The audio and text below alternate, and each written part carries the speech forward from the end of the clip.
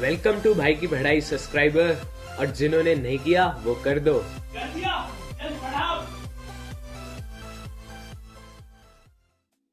दोस्तों, अब जिस चैप्टर के कारण हम अपने दिमाग की दही करेंगे वो है एटम्स एंड मॉलिक्यूल्स। तो पुराने टाइम में बहुत सारे वेले इंसान थे, तो उनमें से एक ने कहा था कि अगर तुम मैटर या किसी भी सब्सटेंस को डिवाइड करते जाओगे तो एक ऐसा टाइम आएगा जब तुम बोर हो जाओगे। मतलब कि एक ऐसा टाइम आएगा कि जब तुम मैटर को और डिवाइड नहीं कर पाओगे, तो वो चीज जो और डिवाइड नहीं हो पाएगी उसे हम परमाणु कहते हैं। इंग्लिश में बोले तो एटम। तो ये सब लोग बिना किसी प्रूफ के बोल रहे थे। तो एक लवॉइजियर नाम का इंसान आया, उसने एक्सपेरिमेंट्स किए और 2 लॉज निकाले। पहला, law of conservation of mass. तो ये लॉ कहता है कि मास can neither be created nor be destroyed in a chemical reaction. मतलब अगर तुम कोई केमिकल एक्सपेरिमेंट कर रहे हो तो रिएक्शन से पहले भी और बाद में भी मास सेम रहेगा।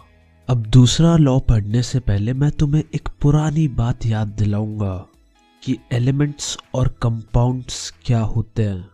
एलिमेंट्स वो होते हैं जो तुम्हें पीरियोडिक टेबल में दिखते हैं, जैसे हाइड्रोजन, ऑक्सीजन, कार्बन, नाइट्रोजन वगैरह वगैरह। और जब ये एलिमेंट्स एक दूसरे के साथ जुड़ जाते हैं तो कंपाउंड्स बन जाते हैं। जैसे H2O यानी वाटर एक कंपाउंड है, CO2 यानी कार्बन डाइऑक्साइड एक कंपाउंड है, क्योंकि यहाँ पर 2 एलिमेंट्स कार्बन और ऑक्सीजन एक साथ आ जाते हैं। तो दूसरा लॉ कहता है कि कंपाउंड में जो एलिमेंट्स होते हैं उनका मास कंपाउंड में एक कांस्टेंट या डेफिनेट प्रोपोर्शन में होता है। एग्जाम्पल पानी का ही ले लो, जिससे लोग अपने साफ करते हैं। वाटर एक कंपाउंड है जिसका फॉर्मूला है H2O। मतलब हाइड्रोजन के 2 एटम और ऑक्सीजन का 1 एटम मिलकर वाटर बनाता है। तो हाइड्रोजन के 1 एटम का मास होता है 1 AMU। AMU क्या होता है वो मैं तुम्हें आगे बताऊंगा, पर तुम्हारी जनरल नॉलेज के लिए बता देता हूं कि 1 AMU 1.6 × 10⁻⁻27 kg के बराबर होता है। क्योंकि वाटर में हाइड्रोजन के 2 एटम्स होते हैं, तो वाटर में हाइड्रोजन का टोटल मास हुआ 2 AMU और ऑक्सीजन के 1 एटम का मास 16 AMU होता है। और क्योंकि वाटर में ऑक्सीजन का सिर्फ 1 एटम होता है, तो वाटर में ऑक्सीजन का टोटल मास हुआ 16 AMU। अब वाटर में हाइड्रोजन और ऑक्सीजन के मास का प्रोपोर्शन या रेशो जो होगा वो एक कांस्टेंट होगा। चलो एक बार रेशो भी निकाल के देखते हैं। हाइड्रोजन का मास था 2 AMU और ऑक्सीजन का 16 AMU, तो इनके मास का रेशो आ गया 1:8।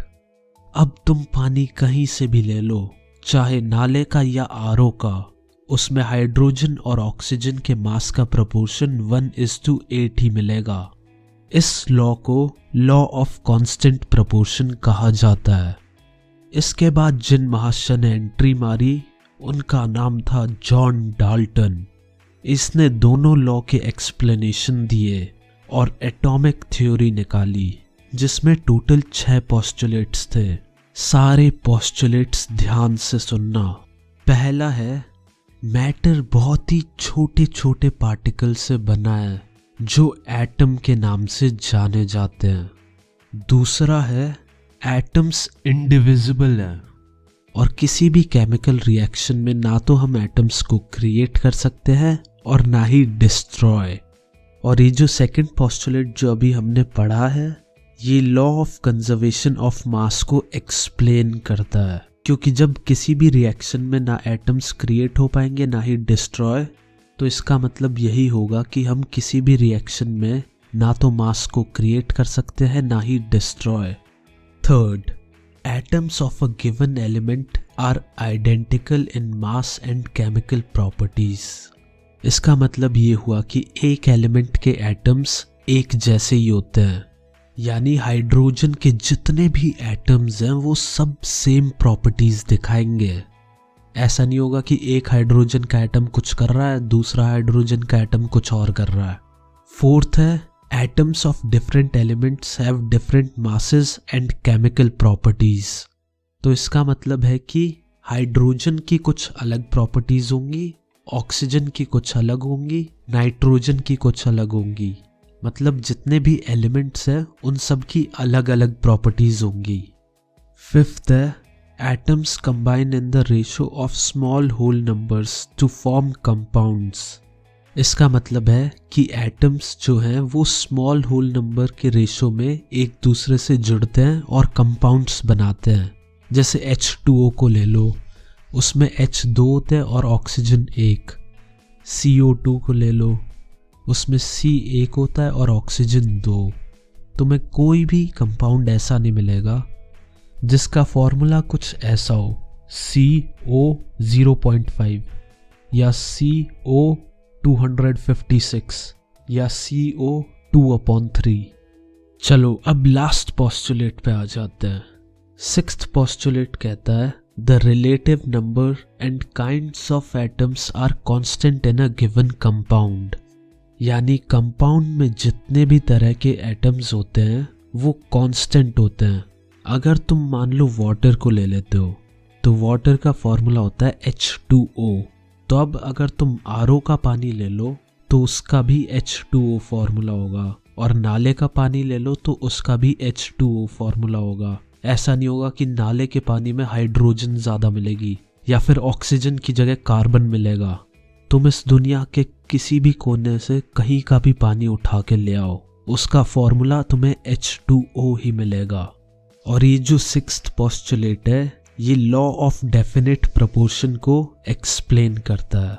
याद तो होगा ही, अभी 2 मिनट पहले ही पढ़ा था। वैसे यार अभी तुम पढ़ रहे हो कि एटम से छोटा कुछ नहीं होता, पर जब तुम मेरे चैनल से अगले चैप्टर की वीडियो देखोगे तो पता चलेगा कि तुम्हारा इस चैप्टर में बहुत बुरा वाला कट रहा है। तो तब तुम्हें शौक ना लगे, इसीलिए पहले ही बता रहा हूँ, एटम भी और छोटी छोटी चीजों से बना होता है। तो आगे बढ़ते हैं। मैं इतनी देर से एटम का नाम ले रहा हूं, तुम्हें पता है एटम क्या होता है? अगर कोई राह चलता इंसान पूछ ले व्हाट इज एटम तो क्या बोलोगे? चलो मैं बताता हूं। जैसे तुम अपने आसपास अलग अलग चीजें देख लो, वो सब चीजें किसी से बनी होती हैं, वो एटम से बनी होती है। जब कई लाखों करोड़ों एटम एक साथ मिलते हैं तब जाके कोई एक छोटी सी चीज बनती है। So it is the smallest particle of matter which can not be divided further. वैसे तुम लोगों को अलग अलग बुक्स में अलग अलग डेफिनेशन मिल जाएगी, मेरा मकसद तो यही है कि तुम्हें चीजें समझ आनी चाहिए।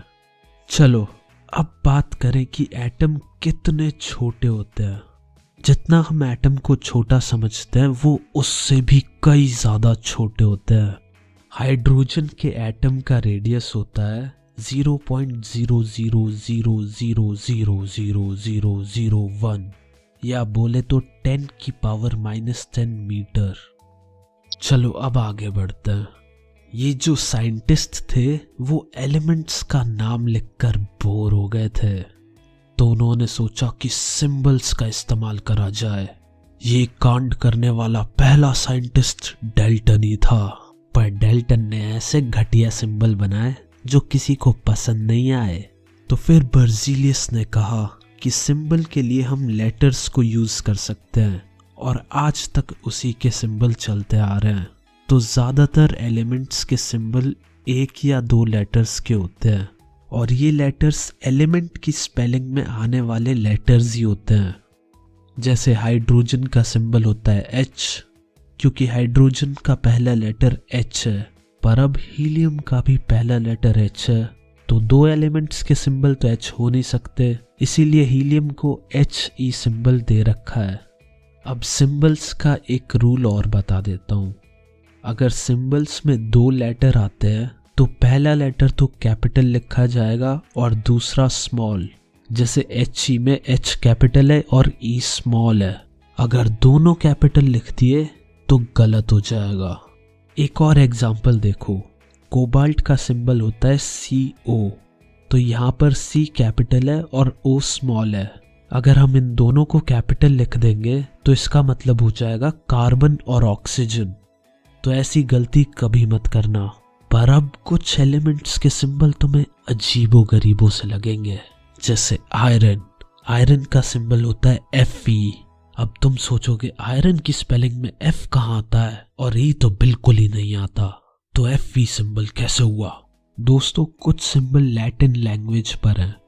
आयरन को लैटिन में फेरम कहते हैं, इसीलिए इसका सिंबल Fe है। चलो अब मैं कुछ इंपॉर्टेंट एलिमेंट्स के सिंबल लिख रहा हूं, बाकी तुम लोग बुक से देख लेना।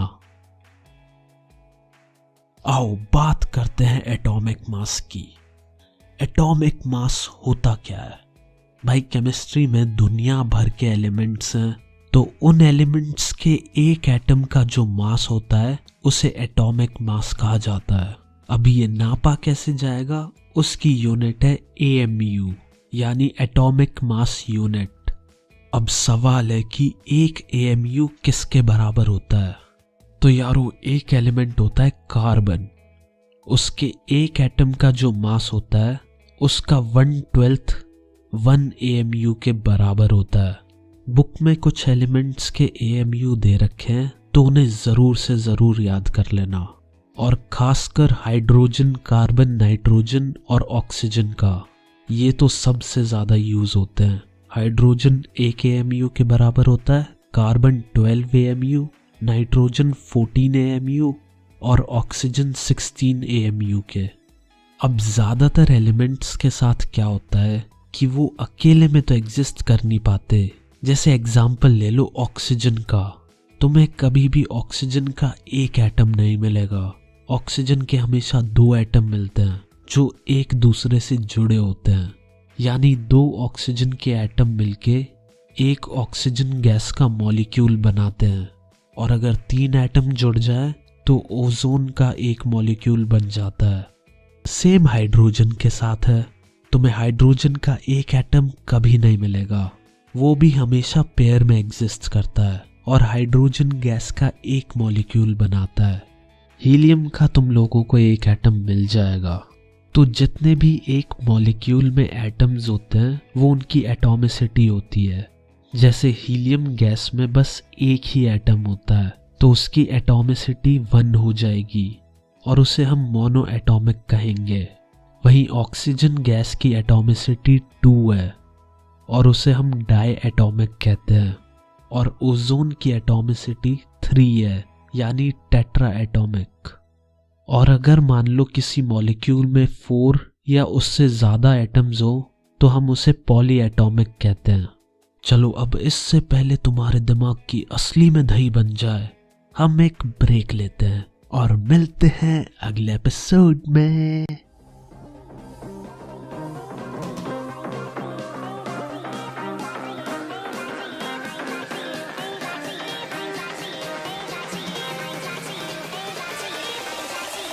Cracky.